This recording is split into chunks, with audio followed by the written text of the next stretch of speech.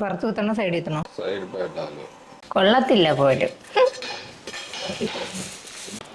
അവരെന്ത്? Hey hello, welcome back to our YouTube channel. ഇന്നത്തെ video എന്ന് പറയുന്നത് കുറേ നാളായിട്ട് ഞാൻ ആഗ്രഹിച്ചിരിക്കുന്ന ഒരു കാര്യമാണ്. മുത്തിന് എന്തെങ്കിലും സ്പെഷ്യലായിട്ട് ഉണ്ടാക്കി കൊടുക്കണമെന്ന്. സ്ഥലത്തേക്ക് കിച്ചണിൽ മാത്രം ഞാൻ ഈ വാംലൈറ്റ് ഇട്ടേക്കുന്നത് മുത്ത് എണീക്കാതിരിക്കാനാട്ടോ. ആക്ച്വലി ഇതുവരെയും നമ്മൾ ഈ പുതിയ വീട്ടിലോട്ട് വന്നിട്ട് അത് നടന്നിട്ടേ ഇല്ല. കാര്യം നമ്മൾ രണ്ടുപേരും ഒരുമിച്ചായിരിക്കും കുക്കിംഗ് എപ്പോഴും ചെയ്യുക. അപ്പം മുത്ത് അറിയാണ്ട് എന്തെങ്കിലും ഒന്ന് വെറൈറ്റിക്ക് ചെയ്യണം എന്ന് ഞാൻ കുറച്ചധികം നാളായിട്ട് വിചാരിക്കുന്നുണ്ട്. അപ്പോൾ ഇന്ന് ഞാൻ മുത്ത് അറിയാതെ ഞാൻ മുത്തിന് ഉണ്ടാക്കി കൊടുക്കാൻ പോകുന്നത് മസാല ദോശയാണ്. ഞാൻ രാവിലെ എണിട്ട് പുറത്തിറങ്ങി ആദ്യം ചാടി കയറുന്നത് ഡിങ്കു ആട്ടോ. ഡിങ്കുവിനെ പിന്നെ കൂട്ടിലാക്കിയിട്ട് മാത്രമായിരിക്കും ഞാൻ ബാക്കി ജോലികളൊക്കെ ചെയ്യുക. ഞായറാഴ്ച തന്നെ മസാല ദോശ ഉണ്ടാക്കാനുള്ള എല്ലാ ഇൻഗ്രീഡിയൻസും ഞാൻ സെറ്റ് ചെയ്ത് വെച്ചിട്ടുണ്ട്. പുറത്ത് നല്ലൊരു മഴ തകർത്ത് പെയ്തതിന് ശേഷമുള്ളൊരു അവസ്ഥയിലാട്ടോ. അതുകൊണ്ട് തന്നെ ഈ ഒരു തണുപ്പത്തൊക്കെ കിടന്നുറങ്ങാൻ നല്ല സുഖമാണ്. ഞാൻ എല്ലാ ഞായറാഴ്ചയും ഒരു വീക്കിലേക്ക് ആവശ്യമായിട്ടുള്ള വെളുത്തുള്ളി, ഇഞ്ചി, മെയിനായിട്ട് ഇത് രണ്ടുമാണ് ഞാൻ തൊലിച്ച് വൃത്തിയാക്കി മാറ്റി വെക്കും. ഈ ഒരു ബോക്സിലായിരിക്കും മാറ്റി വെക്കാറ്. ഇന്ന് മസാല ദോശയ്ക്ക് ആവശ്യമായിട്ടുള്ള സവാള, തക്കാളി, ഉരുളക്കിഴങ്ങ്, ക്യാരറ്റ് ഇതെല്ലാം ഞാൻ അരിഞ്ഞു വെച്ചിട്ടുണ്ട്. ഇതല്ലാതെ സമയത്തിന് അരിയാൻ നിന്ന് കഴിഞ്ഞാൽ ഇന്നത്തെ ദിവസം പണികളൊന്നും നടക്കൂല. ആകെ ഇത് മാത്രമേ നടക്കുള്ളൂ. സമയത്തിന് എനിക്ക് ഓഫീസിൽ പോകാനും പറ്റത്തില്ല. ആദ്യം തന്നെ ക്യാരറ്റും ഉരുളക്കിഴങ്ങും കുറച്ച് മഞ്ഞപ്പൊടി, ഉപ്പും ഇട്ട് വേവിക്കാൻ വെക്കും. ഇതിന്റെ കൂട്ടത്തിൽ ഉച്ചയ്ക്കുള്ള കാര്യങ്ങളും കൂടി ഞാൻ റെഡിയാക്കുന്നുണ്ട്. അതെന്തായാലും ഞാൻ കാണിക്കുന്നില്ല. ഇന്നത്തെ മെയിൻ സാധനം മസാല ദോശയാണല്ലോ, സോ അത് തന്നെ കാണിക്കാം. മാവ് ഓൾറെഡി തലേന്ന് അരച്ചു വെച്ച മാവുണ്ട്. നമുക്ക് രണ്ടുപേർക്കും കൂടി ഒരു 3 ദോശയുടെ ആവശ്യമുള്ളൂ. സോ 3 ദോശയ്ക്കുള്ള മാവ് മാത്രമാണ് ഞാൻ എടുത്ത് മാറ്റുന്നത്. ബാക്കി നേരെ ഫ്രിഡ്ജിൽ കയറ്റും.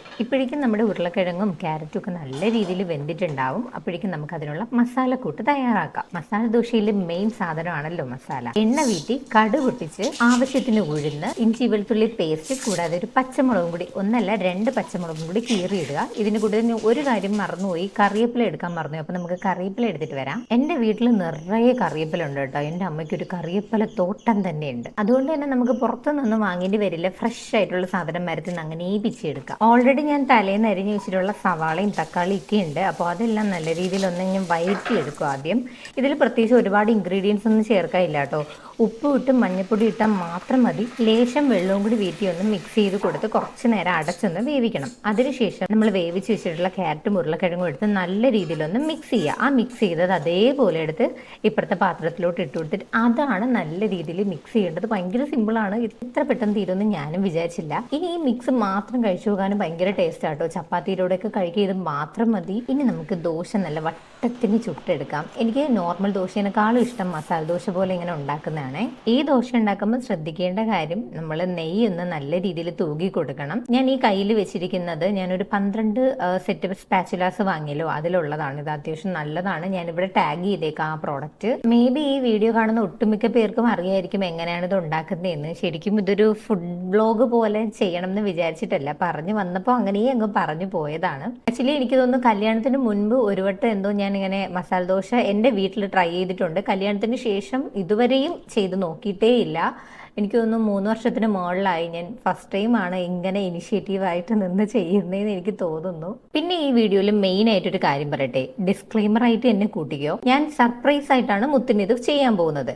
പക്ഷേ ഒരിക്കലും മുത്തിന്റെ മുഖത്ത് നിന്ന് അങ്ങനെ ഒരു എക്സ്പ്രഷൻ, അതായത് സർപ്രൈസ് ആയി എന്നുള്ളൊരു എക്സ്പ്രഷൻ നിങ്ങൾ ആരും പ്രതീക്ഷിക്കരുത്. അത് കിട്ടില്ല. മുത്ത് അങ്ങനെ ഒരുപാട് എക്സ്പ്രസീവ് ആയിട്ടുള്ള ഒരാളല്ല. പക്ഷെ ഞാൻ ഭയങ്കര എക്സ്പ്രസീവ് ആട്ടോ. ജസ്റ്റ് ഓപ്പോസിറ്റ് ആണ് മുത്ത്. അതുകൊണ്ട് തന്നെ ചിലപ്പോൾ കഴിച്ചിട്ട് കൊള്ളാം എന്ന് പറയുമായിരിക്കും. That's all. സമയം 7:15, 7:20 പക്ഷെ ഇതുവരെ മുത്ത് എണീറ്റിട്ടില്ല.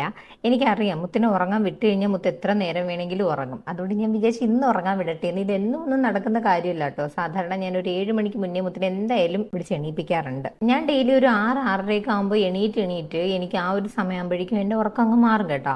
പക്ഷേങ്കിൽ മുത്ത് ഇങ്ങനെ ഉറങ്ങണ കാണുമ്പോൾ ചില സമയത്ത് എനിക്ക് ഭയങ്കര അസൂയ തോന്നുന്നു. എങ്ങനെ ഇങ്ങനെ നടന്ന് ഉറങ്ങാൻ പറ്റുന്നു എന്തോന്ന്. മുത്ത് എണീറ്റ സ്ഥിതിക്ക് ഇനി നമുക്ക് കോഫി ഇടാം. മസാല ദോശയ്ക്ക് ഇന്ന് ഞാൻ ചമ്മന്തിക്കറി ആട്ടോ ഉണ്ടാക്കുന്നത്. എന്തായാലും ഞാൻ മിക്സിയൊക്കെ ഓണാക്കുമ്പോൾ മുത്ത് എണീക്കും. അപ്പൊ അതിന് മുന്നേ ഞാൻ മുത്തിനെ അങ്ങ് എണീപ്പിക്കുന്നതാണല്ലോ നല്ലത്.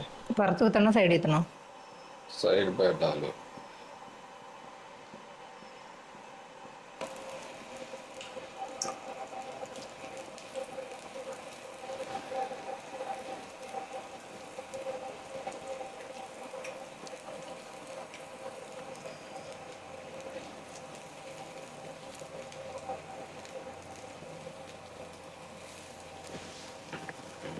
ഇഷ്ടപ്പെട്ടില്ലേ മുത്തേ?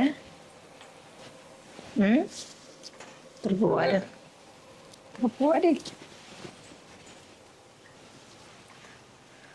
ശരിയായില്ലേ?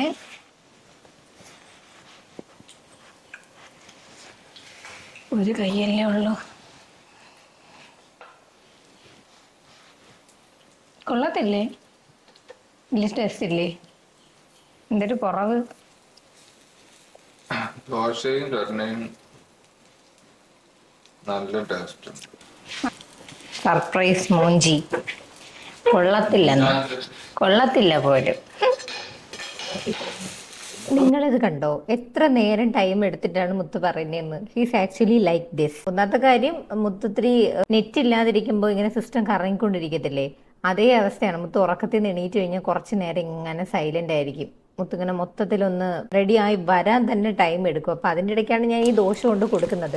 കൊള്ളും അത് എന്നെ കൂടി പോയാ ഇതില് മസാലയിൽ ഇച്ചിരി ഉപ്പ് കൂടുതൽ. കൊള്ളാന്ന് തന്നെ ഞാനും പറഞ്ഞു. കൊള്ളാന്ന് പറഞ്ഞില്ല, സാധനം ഒരു കുറവ് മാത്രമേ പറഞ്ഞോളൂ, കൊള്ളാന്ന് പറഞ്ഞില്ല. പെട്ടെന്ന് തന്നെ ഇത് എൻ്റെ മാത്രം പ്രശ്നമാണ്.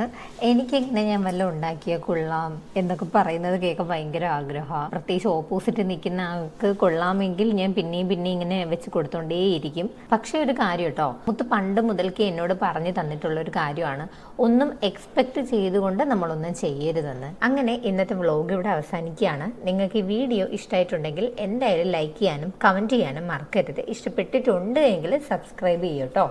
അപ്പോൾ ഇത്രയേ ഉള്ളൂ. ഇനി അടുത്തൊരു വീഡിയോയ്ക്ക് കാണുന്നത് വരയ്ക്കും. ബൈ.